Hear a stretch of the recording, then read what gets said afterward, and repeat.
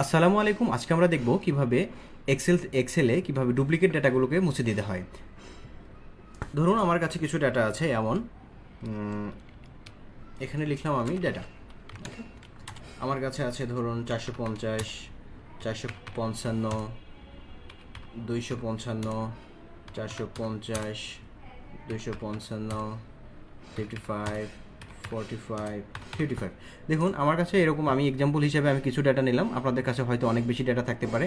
তো আমার ডেটাগুলো আছে এইচ কলামে। আমি প্রথমে জাস্ট এইচ কলামটাকে সিলেক্ট করব এবং এই যে উপরে যে মেনু বারের মধ্যে যে ডেটা আছে সেই ডেটা সিলেক্ট করব এবং এই যে দেখুন এখানে সামান্য একটু ডানে রিমুভ ডুপ্লিকেট আছে, আমি রিমুভ ডুপ্লিকেটে ক্লিক করব এবং যেহেতু আমার শুধুমাত্র একটি কলাম আছে এইচ কলামে সিলেক্ট করা আছে, জাস্ট আমি ওকে প্রেস করব। ওকে, জাস্ট এখানে বলছে 3 ডুপ্লিকেট আর ভ্যালু, আপনারা দেখে নিন 3 duplicate value found and removed, মানে 3টা ডুপ্লিকেট ভ্যালু এখানে ছিল এবং সে রিমুভ করে দিয়েছে। ব্যাস। ভিডিওটি যদি আপনার ভালো লাগে তাহলে অবশ্যই লাইক কমেন্ট শেয়ার করে পাশে থাকবেন এবং অবশ্যই চ্যানেলটি সাবস্ক্রাইব করে রাখবেন। ধন্যবাদ।